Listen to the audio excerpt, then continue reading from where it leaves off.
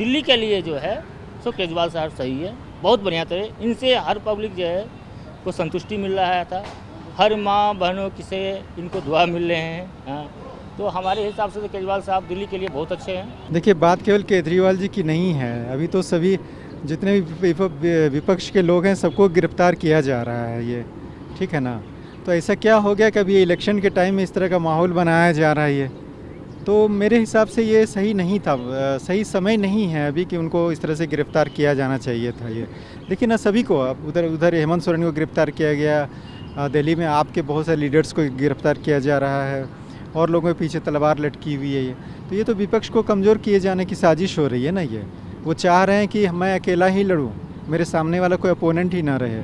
तो ये माहौल एक तरह से लोकतंत्र के लिए सही नहीं है।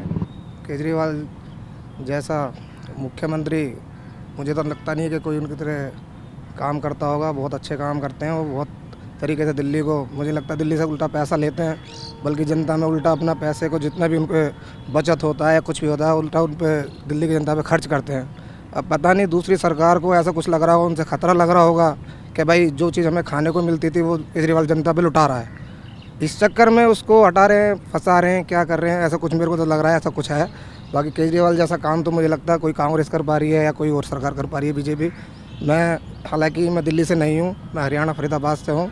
मैं दिल्ली आता जाता रहता हूँ क्योंकि दिल्ली मेरा मोबाइल का काम है, तो मार्केट आता हूँ, तो दिल्ली में अभी भी दिल्ली आया हुआ हूँ।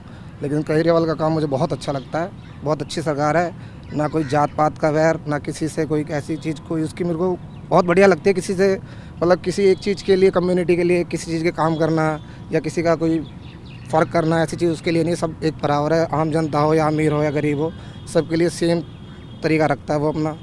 और इसके चलते ही मुझे लग रहा है कुछ बीजेपी का कुछ ऐसा लग रहा है कि कुछ किया है कि उनको ख़तरा हो रहा होगा इस चीज़ से। विचार यही है कि जो देखिए उनका तो कोई सबूत नहीं मिला, कोई प्रूफ नहीं मिला है, मेरे ख्याल से कोई प्रूफ नहीं मिला है। और मेरे समझ से केजरीवाल ऐसा चीफ मिनिस्टर हम नहीं देख रहे हैं, जबकि जब से वो आए हैं बहुत कुछ किए हैं दिल्ली वासियों के लिए, स्टूडेंट के लिए भी, महिलाओं के लिए भी, जितने बस सेवा था सबको फ्री कर दिया महिलाओं के लिए। बहुत अच्छा काम कर रहे थे, अभी तो नहीं है, बस वैसे वो इस्तीफ़ा तो दिए ही नहीं, उसे कहना जब मैं इस्तीफ़ा नहीं दूंगा, समझे। और उसमें हम लोग कोई खामियां नहीं देख रहे हैं, और उसका पार्टी ही नहीं प्रदर्शन कर रहा है, बल्कि दिल्ली वाले भी उन पार्टी के साथ में प्रदर्शन कर रहे हैं। और हम लोग को लग रहा है कि जो केजरीवाल का पार्टी, चाहे वो जेल में रहे चाहे छूट जाए, विजय हासिल करेंगे ज़रूर। उनको बेल, मेरे हिसाब से उनको बेल मिल जाएगी। ईडी के पास कोई ऑप्शन नहीं है, और चीफ जस्टिस और जस्टिस हाई कोर्ट के उनके पास भी कोई ऑप्शन नहीं है।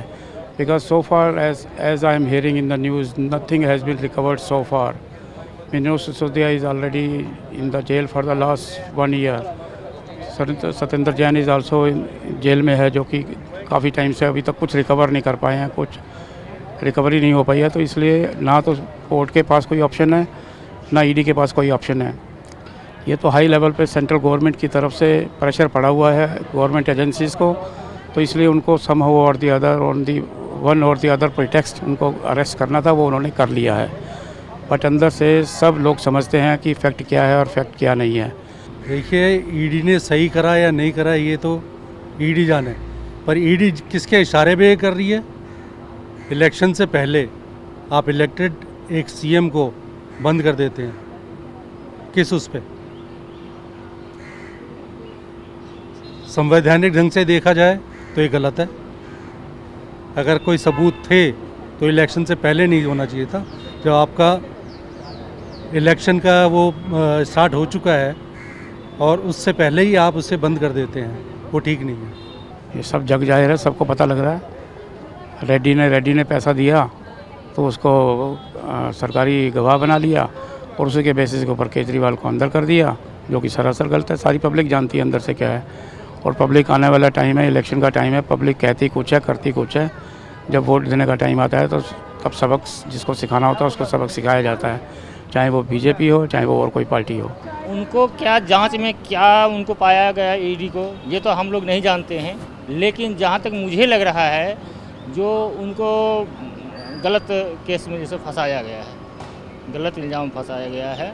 वैसे देखा जाए तो केजरीवाल साहब ने बहुत अच्छे काम किए हैं दिल्ली के अंदर में, और उन्होंने स्कूल को भी बेहतर बनाया है, अस्पताल को बेहतर बनाया है, बिजली में जो है 200 यूनिट फ्री किए हैं, यानी कि दिल्ली के लिए उन्होंने बहुत अच्छा काम किए हैं। सर सबसे बड़ी बात मैं बता दे रहा हूँ कि जो इलेक्टोरल बॉन्ड का ये तो बहुत बहुत बड़ा घोटाला है, समझ गए ना, ये बहुत बड़ा घोटाला है। एक तरह से कह सकते हैं जो सुभाष चंद्र बोस ने कहा था ना कि तुम मुझे खून दो मैं तुझे आज़ादी दूंगा, आज ये जुमला बन गया है यहाँ पर कि तुम मुझे चंदा दो मैं तुझे धंधा दूंगा।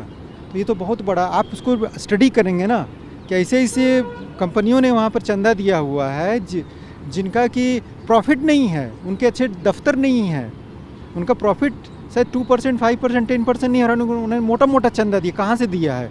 दूसरी बात कि आज उन्होंने चंदा दिया है, कुछ दिनों के बाद उनके पास जो है कि उनका ईडी का रेड होने वाला था, या ईडी का रेड होने के जस्ट बाद उन्होंने चंदा दिया। इस तरह की बहुत सारी बातें सामने आ रही है, ठीक है, इस पर खुल के कोई नहीं बोल रहा है। सबसे बड़ी बात क्या है कि जो सबसे बड़ा जो देश के जो मीडिया है उन्होंने इसको कभी उन्होंने उत्तरदायित्व तो नहीं लिया कि इसको प्रॉपर तरीके से जनता के सामने में लाए, वो तो लिपापोती करने के चक्कर में रहती है इसको ये।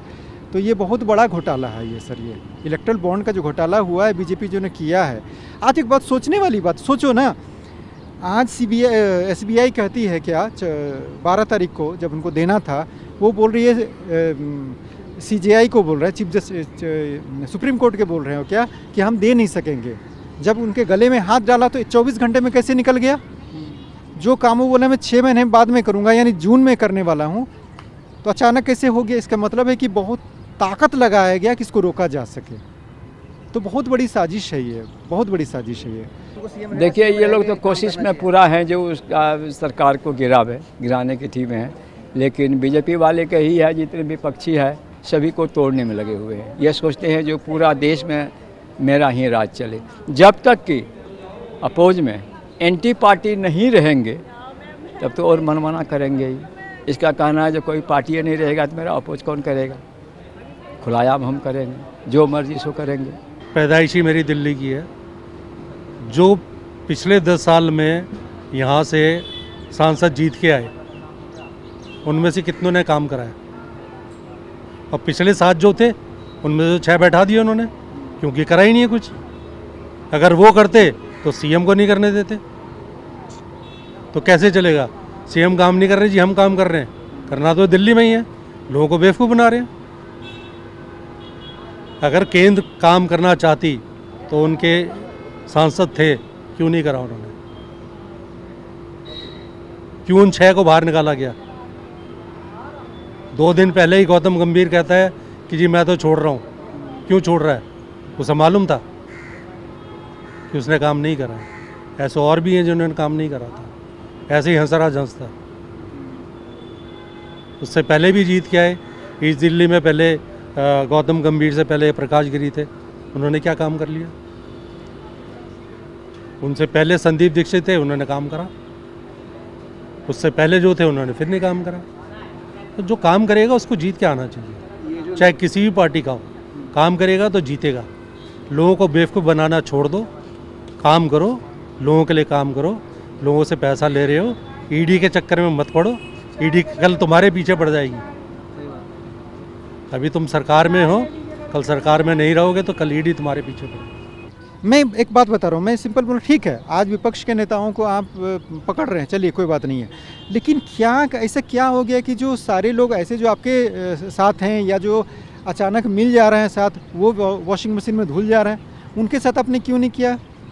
आज अशोक चौहान आपके साथ मिल जा रहे हैं, बंगाल में जो नेता हैं वो मिल जा रहे हैं, हेमंत विश्व शर्मा मिल जा रहे हैं, तो अचानक आप उनको आप क्लीन चिट दे रहे हो, कैसे दे रहे हो? उनके साथ क्यों नहीं ईडी गई? उनके पास CBI क्यों नहीं गई है? आज जुमला बन रहा है कि अचानक किसी घर पे जा रहे हैं, ईडी छापा मार रही है, तो बोले अरे सर मैं तो 2 दिन पहले मैंने बीजेपी ज्वाइन कर लिया हुआ है, तो बोले अरे सॉरी। ये चीज़ें मजाक, ईडी CBI जो यहाँ की संस्था है उसका मजाक बन रहा है। आप समझ सकते हो कि कितना डिग्रेडेशन हुआ है चीज़ों का।